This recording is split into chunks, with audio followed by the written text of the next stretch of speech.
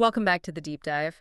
Today, we are really embarking on something huge, an analytical journey through what might just be the single densest, most, well, philosophically complex saga ever attempted in any medium. It really is something else. Yeah, today we are deep diving into the 15,000-year epic that is Xenogears.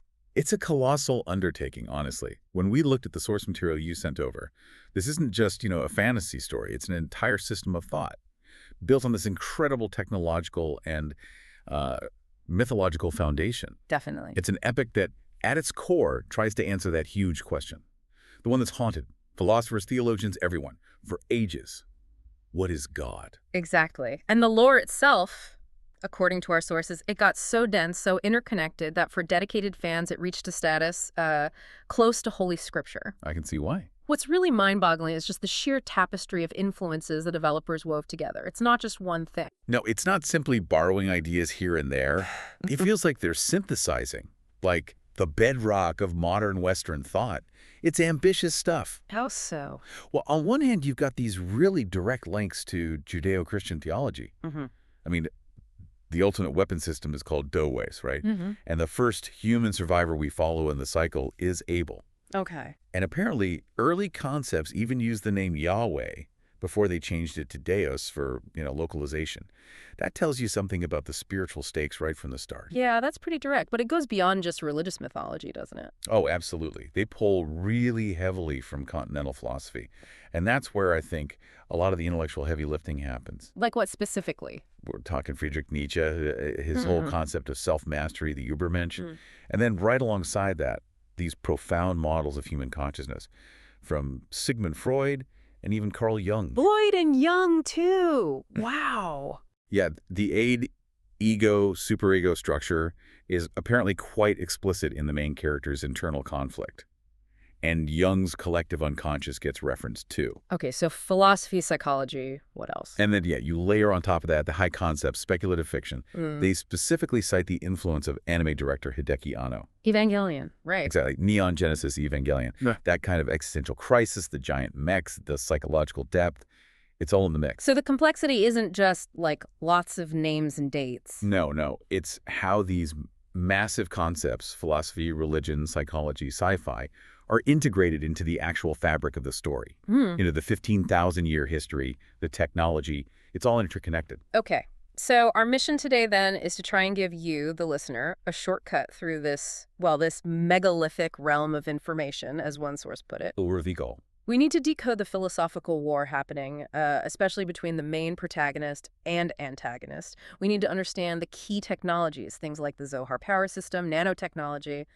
They're crucial. Absolutely fundamental. And hopefully reveal the true intentions, which are often quite tragic, behind the grand plans of the major players in this saga. And to really do that, I think we have to start right at the core intellectual conflict. Because that conflict, it defines pretty much every major action in the story. You mean the clash between Faye and Krellian? Exactly. That existential debate. It's the engine driving everything. Okay, let's dive right into that then. Section 2, the human condition and the search for the Übermensch. At its simplest level, the story really is a contest, isn't it, over the value of imperfect, transient human life. That's a great way to put it. Krellian's whole perspective seems defined by suffering. He's constantly looking outwards to God for answers, asking why.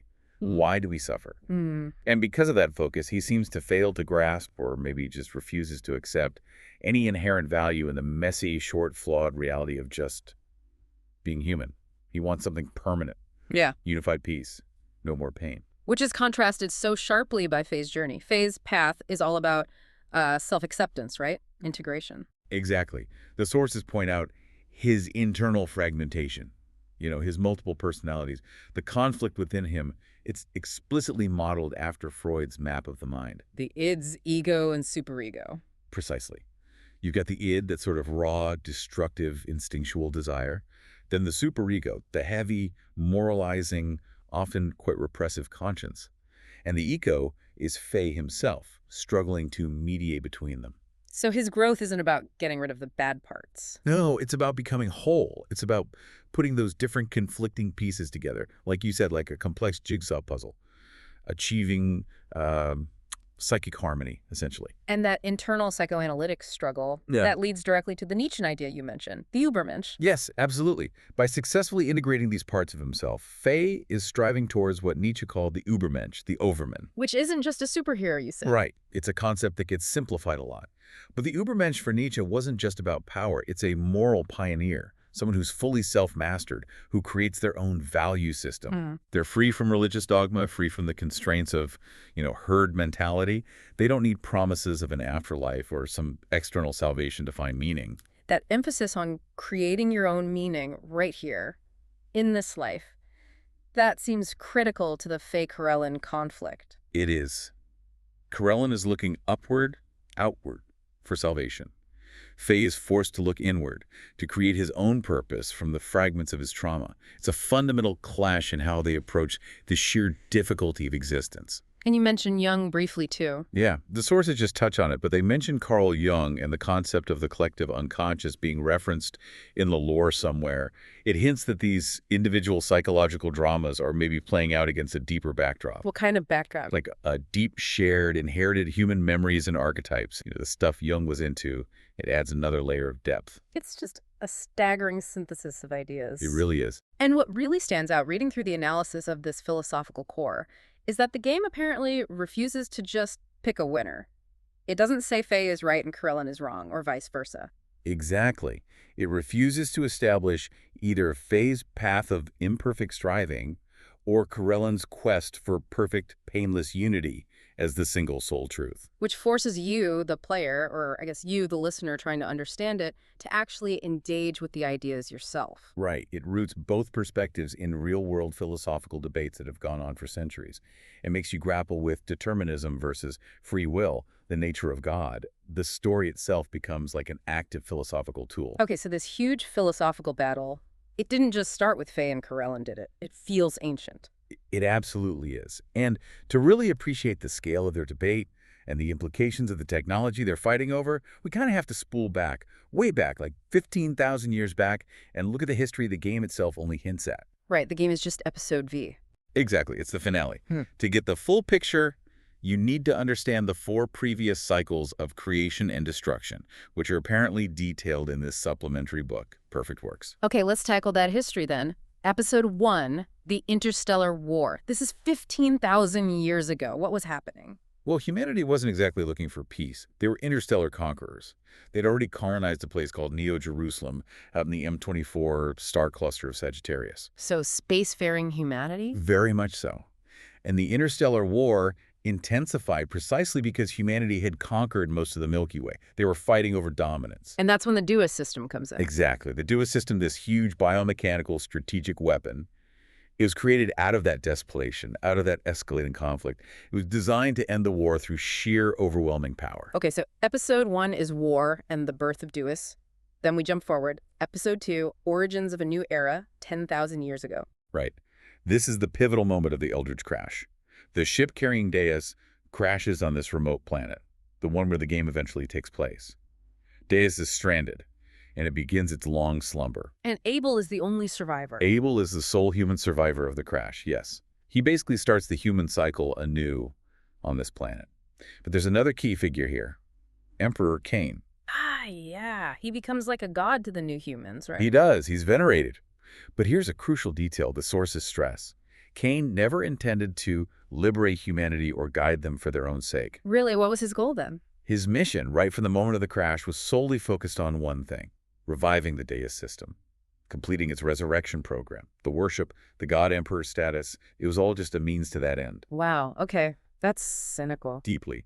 And that intentional deception, that long-term plan, sets the stage for the next major era. Episode 3, the Zeboim civilization 4,000 years ago. This is a scientific society. Incredibly advanced, comparable to maybe even beyond our modern era in some ways. But they had this catastrophic shadow hanging over them, Which was? a genetic deficiency, a really tragic flaw.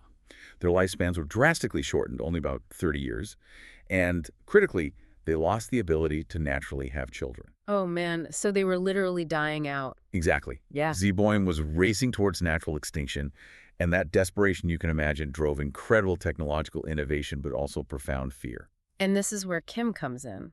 Abel's reincarnation. Right. Kim, who is Abel's first known transmigration in this historical cycle, tries to tackle this genetic crisis. Yeah. He's a scientist. Yeah. And he attempts to use highly advanced nanotechnology to fix the problem. Nanotech. Okay, we'll need to circle back to that. So he tries to save them. He tries. His goal is salvation, fixing the human defect. But his efforts are meticulously, deliberately thwarted. By who? By Miang, she's a recurring antagonist intrinsically linked to the Deus System and the Gazelle Ministry, this shadowy, powerful group that's been around since the crash. Why would they stop him? Because they, Miang and the Ministry, had already judged humanity. They saw the Zeboim civilization as defective, rushing towards a messy natural end anyway. They decided the cycle needed, well, a reset. A reset, you mean? They initiated a planned, cynical extinction event. It was disguised as a global nuclear war between the various Zeboim factions, but the sources say it was a calculated move by the Ministry. My God. Yeah, this war wiped out over 90% of the population. Reset the planet, essentially. Kicked off what they call the third stage Anerbe, which is just another phase of Deus's plan. The trauma was systematic, intentional. That's horrifying. Okay, so that brings us closer to the game's time. Episode 4, the Solaris campaign 500 years ago. Right. Emperor Cain, remember him? He's been observing humanity for thousands of years from his base, Solaris, up in the sky. And he finally judges them to have reached the final stage of evolution. Which means? Which means, in his view, they were finally ready to be fully controlled and harvested for the Deus resurrection project. Harvested? Jeez. Okay, so he founds the Holy Empire of Solaris. Exactly. To exert direct control over the surface dwellers, the lambs as they call them. And this, naturally, ignites the Solaris War. The technologically superior Solarian forces against the land-dwelling nations, mainly centered around the floating continent of Shavad and the religious state of Nisan. And there's a key event here, Sophia's sacrifice. Yes. It's often framed as this heroic, tragic moment. Sophia, a central religious figure, sacrifices herself to destroy the massive Solarian mothership Merkabah. She was only 25. But the lore suggests there's more to it. Much more. The sources reveal a darker truth. The elders of Shavat, desperate to survive, actually made a secret deal with the enemy. With Solaris. Specifically with the Gazelle Ministry, who were still pulling strings behind the scenes. This deal led directly to the circumstances requiring Sophia's self-immolation. It wasn't just pure heroism. It was partly betrayal. Wow. So one supposed heroic act becomes the direct cause of, well, immense future trauma. We'll get to that later, I guess. Yeah, it's that cyclical nature again, sacrifice breeding more sorrow. Okay, this history is intense. It really hammers home the scale. And it all revolves around this machine, Deus. We need to understand what this thing is. Let's transition to that. The Deus system itself, biomechanical godhood. Right. So, as we established, Deus started life 15,000 years ago as an interplanetary stratagem weapon, built to end the interstellar war. But it crashed during transport. Correct. Crashed on the planet where the game is set. And crucially, it wasn't destroyed. It entered this 10,000-year slumber and initiated a highly complex resurrection program. And its goal wasn't just planetary domination. No, its ultimate goal, according to the lore, was self-repair and transport. Deus wanted to get off the planet and return to its original destination. Which was? Earth, which the inhabitants of this world referred to as Lost Jerusalem. Okay, so this system, it's made of multiple parts. Yes, 4 main integrated components. They were all loaded onto the Eldritch ship when it crashed. To really get Deus, you have to look at each one. All right, let's start with the big one, the powerhouse. Zohar, the phenomenon alteration system. Zohar is, well, it's the heart of it all. The pseudo-perpetual engine, the main power generator for the entire system. But its origin is deeply mysterious and maybe the most profound piece of the puzzle. So? It was plurally discovered back in 2001 CE, our time. An object, shaped like an eye, found deep inside a sedimentary rock layer dated to 3.9 billion years old. Wait, 3.9 billion? That coincides conveniently, or perhaps not, with the emergence of the very earliest life on Earth. Whoa, what does that imply?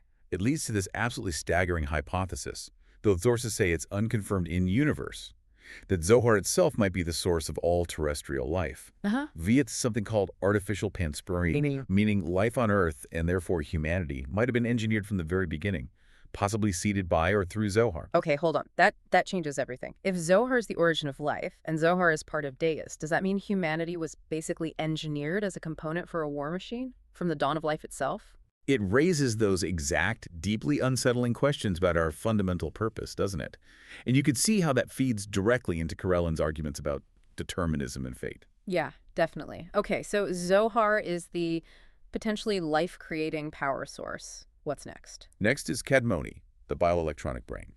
Think of it as the central processor. It's the overall supervision system, controlling energy distribution from Zohar and managing the whole Deus network. Bioelectronics, so part machine, part organic. Exactly. And this is fascinating. Its internal operations use two distinct types of calculation. It has a standard logical system for predictable stuff, but crucially, it also incorporates an organic unit. An organic unit for what? For indefinite calculations, things requiring intuition or processing ambiguity, perhaps. It mirrors that philosophical split in the story, cold logic versus the unpredictable human element. Okay, interesting. Then there's Deus itself. Right, Deuterius, the organic weapon main body. This is the part designed to actually use the massive power output from Zohar. It's described as an inorganic machine, but composed mainly of organic tissue. Organic tissue? Yeah, which gives it these incredible self-restoration and learning functions. It's a true biomechanical entity built for galactic warfare and able to repair itself. And the last part? The transport, Merkaba. It's the gigantic mothership. The sources say it's an unbelievable 80 kilometers in diameter, named appropriately after the Hebrew chariot of heaven. 80 kilometers. Okay, so Zohar's power. You said it's more than just energy generation, phenomenon alteration. Yes, this is where it gets really wild. Zohar doesn't just produce power, it manipulates probability itself. How does that work? Okay, so Zohar apparently views all phenomena, all potential future events, as having predictable values. What it can do is instantaneously change reality by selecting an event that has a forecasted probability value of 0, meaning it's considered impossible or vanishingly unlikely, and it forces that event into existence. So it makes impossible things happen. Essentially, yes. It doesn't just generate energy. It literally tilts the axis of probability in its favor to make a desired outcome real.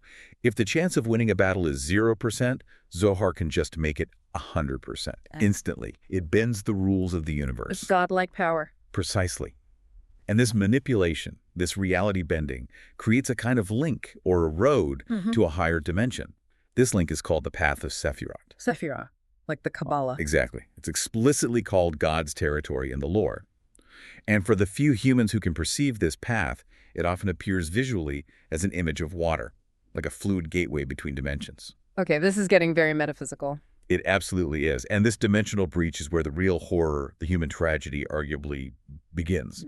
Because Zohar, in breaking that boundary between dimensions, it inadvertently caused something else to happen. The wave existence. This is described as a bodiless entity from that higher dimension, composed entirely of waves, pure energy or consciousness.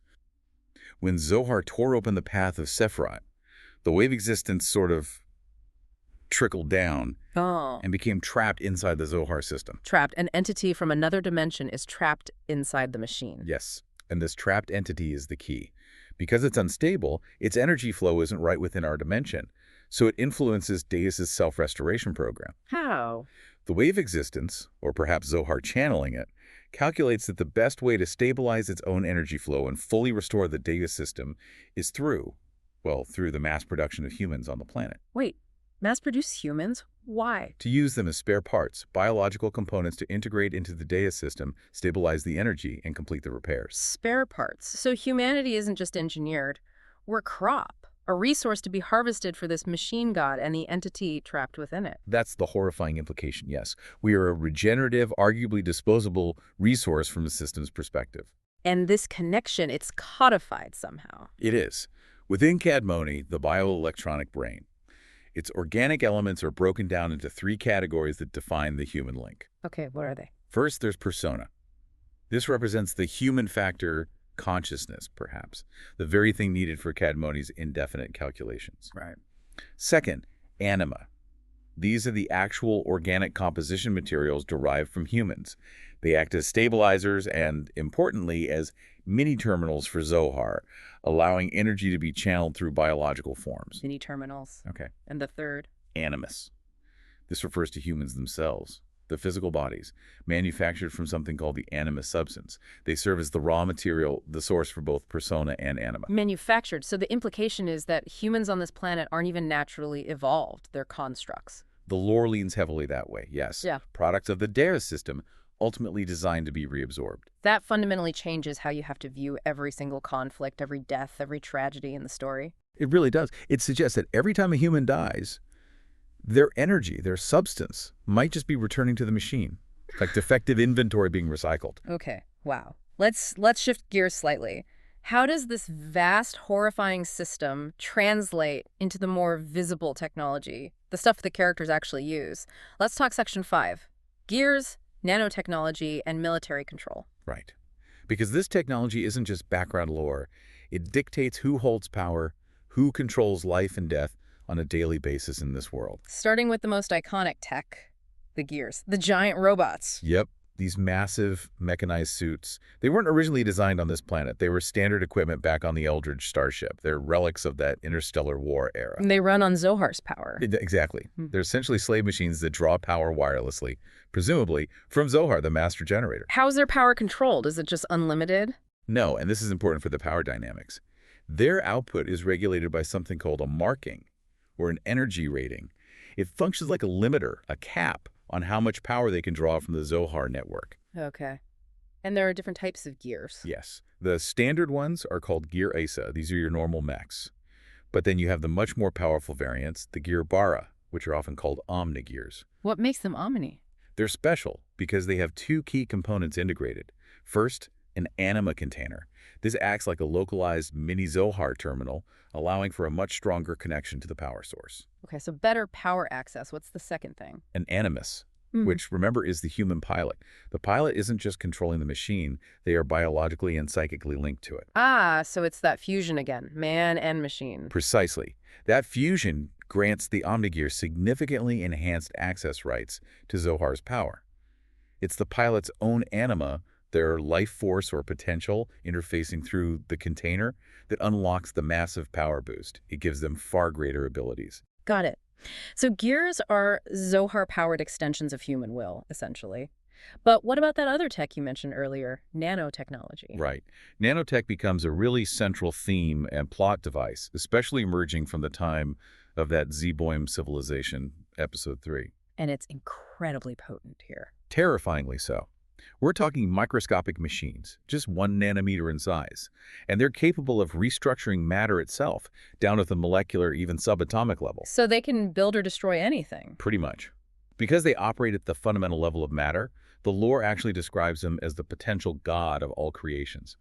They can literally make something from nothing or unmake anything. And we see both sides of that power. Oh yeah, a stark dichotomy. On the positive life-giving side, you have nanoassemblers. These can generate new compounds, even living tissue from raw elements. Like Emeralda. Exactly. The character Emeralda, who is basically A's a sentient nanocolony, was created using this. And it's used for things like instantaneous combat repairs for gears. Weltall 2 phase upgraded gear, its restoration involved automated nanomachines provided by the character Melchior. Okay, so creation and repair, what's the dark side? The nano disassembler, created specifically for destruction. They work by ripping apart atomic bonds, essentially dissolving matter. And Solaris uses this. They leverage the destructive potential, but also the constructive potential for something even more insidious, mass population control. Through the limiter program. The limiter, what does this do? This is chilling. It's not just psychological conditioning. Solaris uses nanomachines, likely administered through food, water, or air, to literally rewrite the genes of the land dwellers, the surface population. Rewrite their genes? To do what? It's essentially a biological mind control program. It makes them obedient, docile, subservient, devoted to Emperor Cain and the Solarian regime. It strips them of aggression, maybe even strong emotions or free will, turning them into puppets. Biological mind control via nanotech. Okay, so if the dominant power structure is literally using technology to rewrite free will out of people, how much does that bolster Krellian's whole argument? It's a huge point, isn't it? The very technology governing their world seems to prove his deterministic stance might be correct. How much free will do you really have if nanomachines can edit your desires? Yeah, wow. And this connects back to phase somehow. Critically, this nanomanipulation is key to Faye's own power progression. When his gear, Weltall, is rebuilt into the much more powerful Weltall 2, it explicitly incorporates nanotechnology. Okay. And this technological upgrade is what allows it to liberate the hidden Id mode system within the gear. Id mode, linked to Faye's Id personality. Directly. The transformation, the power boost, it's triggered by Faye's own subconscious neural bypass waves, linked directly to his suppressed destructive Id personality. The gear's tech becomes fused with his fractured psyche. So the machine reflects his internal integration process. Exactly. It's like the ultimate expression of that Nietzschean will to power isn't just psychological. It requires technological mastery of the self, integrated with the machine. The gear becomes an extension of his integrated consciousness. Okay. That fusion of the tech, the deep history, the philosophy, it all seems to build towards the climax. Section 6, the final debate, the ultimate showdown. Yes. The final philosophical confrontation between Faye and Krellian, taking place appropriately within the dimension of the wave existence itself. And Krellian lays out his final case. He does. His most powerful argument, rooted in that existential dread about the universe's origins, he basically asks Faye, why are you fighting this? Why cling to this short, painful existence filled with self-inflicted sorrow and loss when unity with God offers peace? And he drops that bombshell about the universe. Yeah, the stunning, almost scientifically dismissive revelation that the creation of our universe and by extension the wave existence getting trapped here wasn't some grand design. It was an accident, a spill, basically, when Zohar first broke the dimensional boundary. If the universe is just a cosmic mistake, then what inherent purpose can our brief, often painful lives possibly hold? That's Krellian's point. It fundamentally undercuts any sense of special human significance. and that leads to his challenge about free will. Exactly. The free will challenge, Krellian states it plainly. Free will is an illusion. Humans are just primitive life forms. Our wills are predetermined by our biology, by technology like the limiter, by the cycles of history we're trapped in. So if suffering and self-destruction are inevitable, Then returning to the unified state, the wave existence where there's no individuality, no conflict, and therefore no sorrow, that's the only logical, even merciful solution in his eyes. Annihilation as salvation. but Faye rejects that logic. Completely. His counterargument is this profound commitment to the human process. Yeah. He doesn't deny the pain, but argues that growth, understanding, meaning, it comes not despite the conflict, the trauma, the grief, but because of it. He chooses the struggle itself. He chooses the difficult path, yeah. Continual growth, even if it's painful. He holds on to hope, maybe a fragile hope, that humankind can eventually understand each other, even if that understanding is fleeting and hard-won. He chooses driving over stasis. And then there's a twist with Ellie, right? After she connects with Krellian. Yes, a really important one that complicates how we see Krellian. Ellie, after spiritually uniting with him momentarily in the wave existence, she returns with this crucial insight into his motivations. What does she reveal? She says Krellian wasn't actually motivated by bitterness or malice or hatred. He apparently loved people more than anyone else.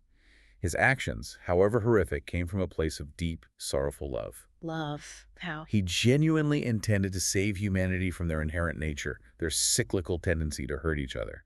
He saw himself in his own mind as this tragic Christ figure, blinded by his own immense trauma and sorrow over humanity's fate. He chose genocide as the ultimate act of mercy. That's a heavy reframing of the villain. It really is. And Ellie also has a moment of self-realization about her own past. About Sophia. Yes, she admits that her sacrifice 500 years ago, as Sophia, it was flawed, deeply flawed. She thought she was saving people, but instead, her death created such immense grief and trauma that it directly birthed the world's greatest villains. Graf, who is another aspect of Faye's past life, and Krellian himself. They were twisted by the sorrow her sacrifice caused. So her heroic moment actually started the next cycle of pain. Precisely. It underscores that theme. Even well-intentioned acts within this flawed system can lead to more suffering. So how does it resolve with Krellian? Faye confronts him. Yes. And despite everything Krellian has done, Faye, embodying that path of acceptance and growth, actually offers him forgiveness, offers him time, a chance to atone among humans. Does Krellian accept? No. He chooses a different path. He seems to believe his sins, his actions were too vast, too monstrous to be redeemed by mankind. So he sacrifices his humanity, his individual form. What happens to him? He departs into the wave existence, merging with it. But the imagery is specific. He goes with two wings, described as having become something more than human. It's ambiguous ascension, annihilation, transcendence. While Faye and Ellie choose to return. Yes. They choose to return to Earth, to the imperfect world, to continue the human journey, the struggle. But there's one final enemy, the Ouroboros. Right. The very last step for Faye is defeating the Ouroboros, the image of the snake eating its own tail. This is presented as the final form of Miang, the Deus agent. But it's more than just her. Yes, it also represents the ultimate manifestation of the genetic link tying humanity to Deus. The data apparently resides within Ellie's DNA. It's the symbol of that endless, cyclic, self-devouring human condition, the loop of engineered fate and suffering that Krellian wanted to escape. So defeating it means Breaking the cycle. bye. Severing humanity's program tied to the Deus system. It's the narrative decisively choosing Faye's path, the difficult, ongoing, imperfect path of human growth and self-mastery over the promise of easy, sorrow-free, but ultimately deterministic unity. Okay, wow. That brings us pretty much to the end of this incredibly dense dive. 15,000 years of history, philosophy, biomechanical gods, nanotech. It's a lie. Yeah. We've basically dissected this intellectual war. Fought between Faye, representing imperfect, striving humanity, and Krellian, representing the quest for perfect, sorrow-free unity with God, even if it means oblivion. It really is a testament to what storytelling can achieve when it dares to weave together technology, philosophy, mythology on this kind of epic scale. Absolutely. Before we leave you with a final thought, there's one last kind of bizarre lore nugget from the sources that perfectly illustrates the sheer, forgotten scale of history we've been talking about. Oh, you mean Big Joe? Yeah. Big Joe. Tell us about him. Okay, so Big Joe was apparently some kind of hero back in the Z-Boim era 4,000 years ago. Yeah. Before the genetic deficiency really took hold, maybe? Anyway, he gets cryonically frozen, perhaps to await a cure or just preserve his glory. Standard sci-fi cryosleep. Right. But the scientists apparently messed up, frozen too fast or something, and their thawing techniques failed. Then the civilization collapses in nuclear fire, and he's just left there, frozen, forgotten, a relic. Until Centuries, maybe millennia later, this religious group called the Ethos is excavating the Z-Boim ruins. They find his cryopod. And they thaw him out? Nope. They decide the reactor, the pod, is just ancient trash, and they literally dump it into the sea. Dumped him in the ocean. Oh, come on. Yep. Fast forward another 4,000 years, almost to the present day of the game. The sun's natural heat over all that time finally thaws him out naturally. Seriously, he just wakes up, swims to the nearest continent, Ignis, and now he just wanders around this relic from 4,000 years ago, completely lost, apparently hoping to somehow restore his former glory. A hero whose entire civilization and purpose were literally thrown away like garbage. That's both tragic and darkly funny. It really drives home the immense timescale and how much gets lost. Exactly. Those little details make the world feel ancient, layered, and incredibly fragile. Okay, so let's end with the big question. The one that the final debate really forces you, the listener, to grapple with. The core dilemma. Yeah. Krellian claimed humans must suffer because they lack true free will, that our choices are predetermined by our engineered nature, by the system. They claim that growth, understanding, purpose. It comes precisely from embracing that sorrow, that struggle. The choice between determinism and striving. So the question is, if all human choices, actions, desires really are, at some level, just reflections of a pre-programmed biological or technological inevitability, as the lore about Deus Zohar, the limiter seems to strongly suggest, does our ability to choose to endure suffering, to find meaning in the struggle, still give life purpose? Or is Krellian's quest for permanent, painless unity, merging back into the whole? Ultimately, the only logical, maybe even the most compassionate destination for a species seemingly designed for sorrow. Does choosing the pain make us free, or just prove we're following a different kind of programming? Something to definitely ponder as you reflect on this 15,000-year saga and that timeless conflict between fate and the human will to overcome it. Or perhaps just endure it. Thank you for joining us on the Deep Dive. We'll see you next time.